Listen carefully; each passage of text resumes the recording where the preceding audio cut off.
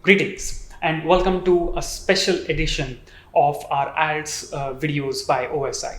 My name is Anish Patel and I'm the academic head here at OSI's Anand branch.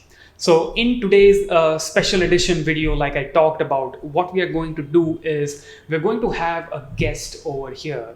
He is one of my colleagues and he's the immigration manager here at OSI, and he's the one responsible for getting you your permanent residency visa.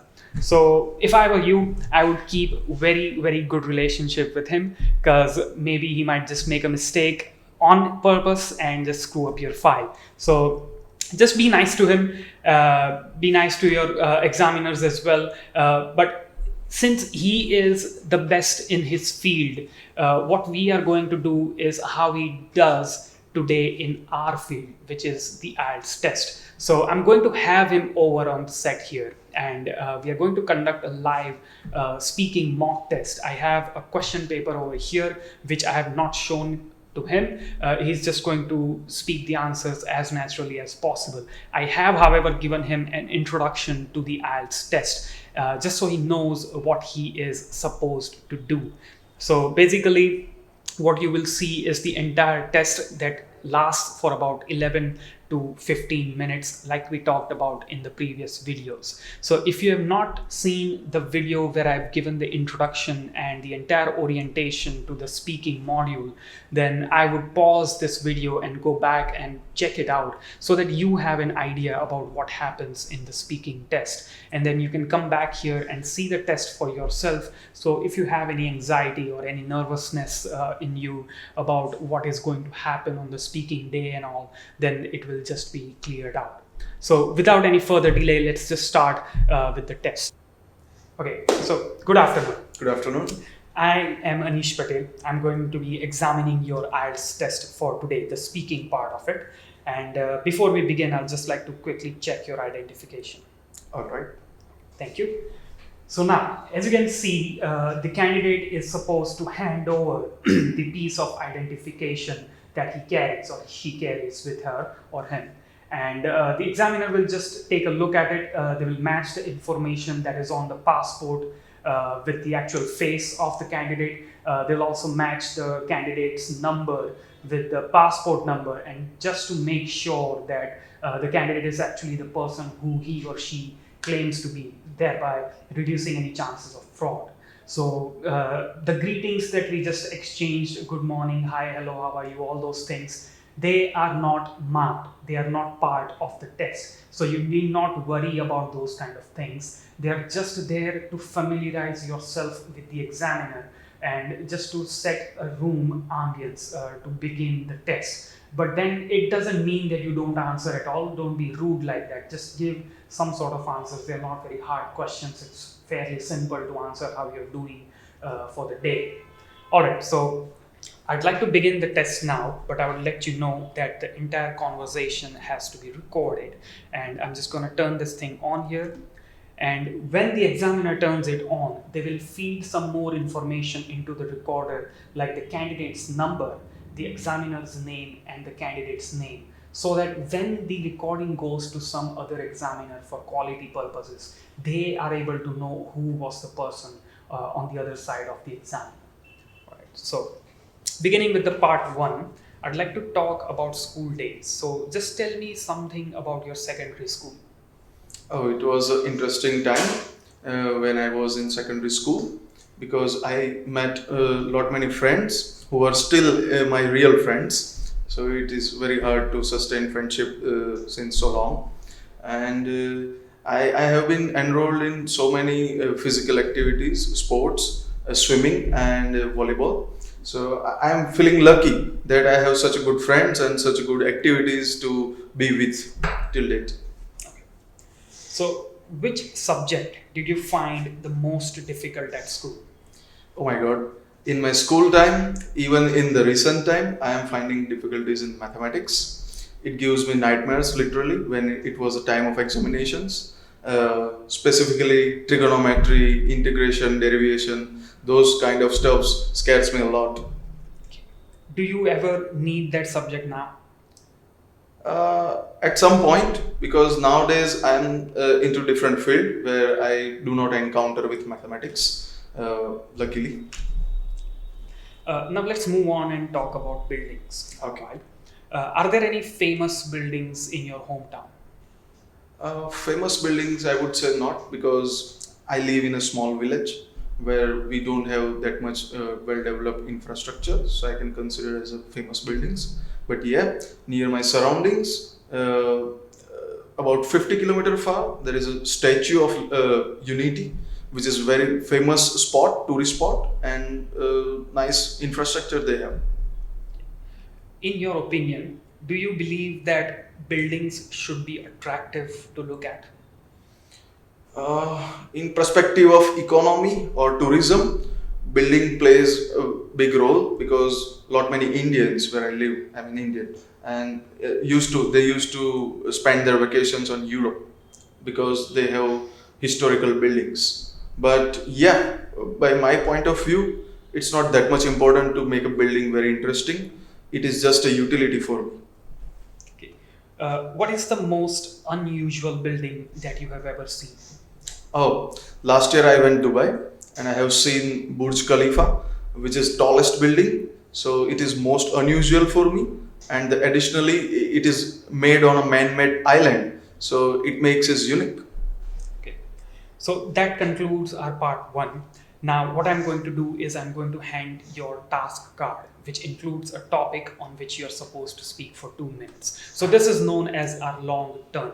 I'll be giving you 1 minute to prepare, and then you are allowed 2 minutes to finish your speech. Okay. So I'll also be giving you a pencil and an eraser. If you want to make notes, you're free to do so. And that is your topic right there. Thank you. Your time begins now.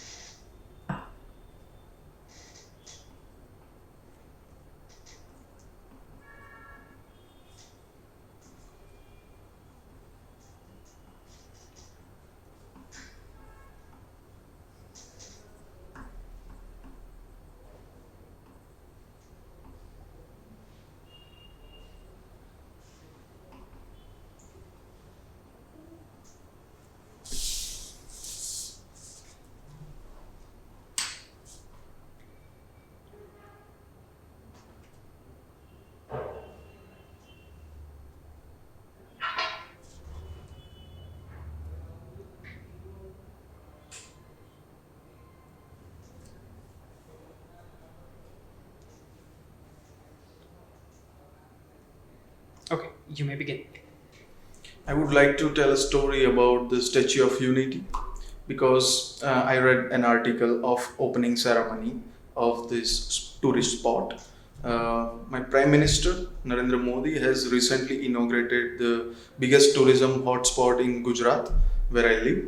So I read a newspaper very frequently, and yesterday it was a biggest article on this particular matter that Statue of Unity is temporarily closed just because the corona pandemic has been going on nowadays. So every tourism spots are closed by the government, and it is very interesting to read whole article for me is because I have never visited this facility. I would like to spend my 2 3 days over there with my family, and I was literally planning to visit that facility in this summer vacation. But unfortunately, due to this corona lockdown, we wouldn't make it. We wouldn't able to make that possible. Thank you. Right. Alright, so that concludes our part two. Now I'd like to follow up with some questions regarding the same topic, which is our part three, that is discussion. So, when do people like to read the newspaper? Most of us like to read newspaper in their free time in the morning while having tea, like I do, I believe. Why is that? Just because it gives a fresh start of the day where you can aware of the what is going around with you, and it's a good start with the information and some fun part in the newspaper. So you can be relaxed or you can be tense. It's up to people. How important do you think it is for people to have a choice of newspaper? It's very important in my point of view, because nowadays journalism are going in a wrong direction at some point. So people has to choose wisely, because the information we are getting, it depends how we react in future. So it is very important that you should rely on authentic newspaper. So, what does a good newspaper contain?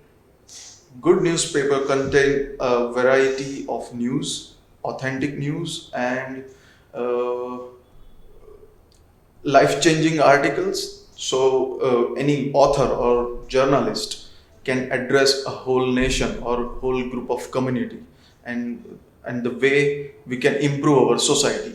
So it is very important for me. Okay.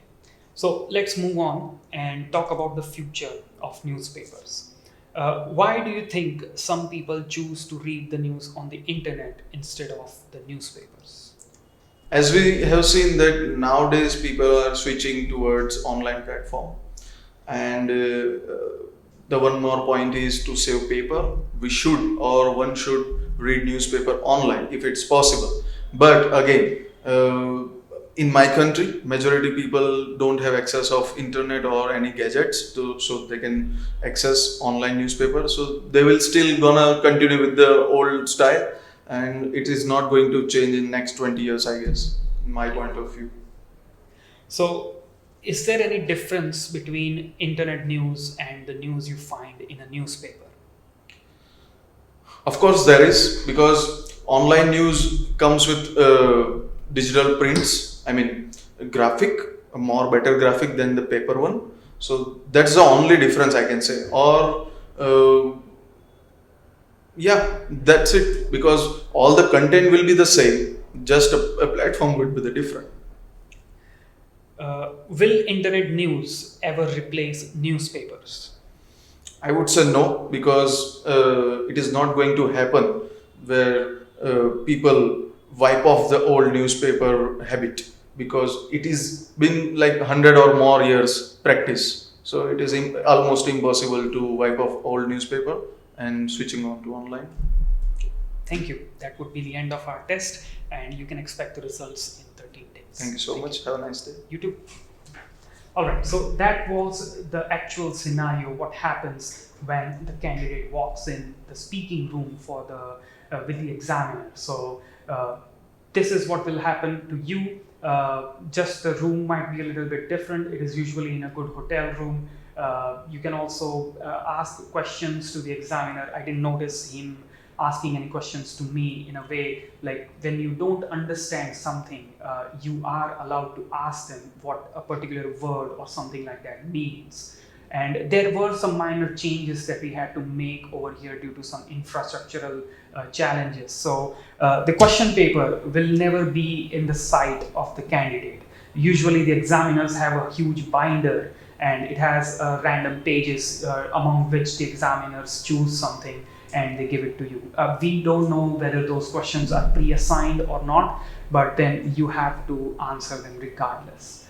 So, did you feel nervous? Of course, yes. Yeah. So, believe it or not, but I was actually more nervous than him because I was just trying to not make any mistakes while asking the questions. Because if I, as an examiner, make a mistake, then it would be the worst thing to do. But eventually, you understood what we are trying to do here, and that's the whole purpose. So, thank you for watching.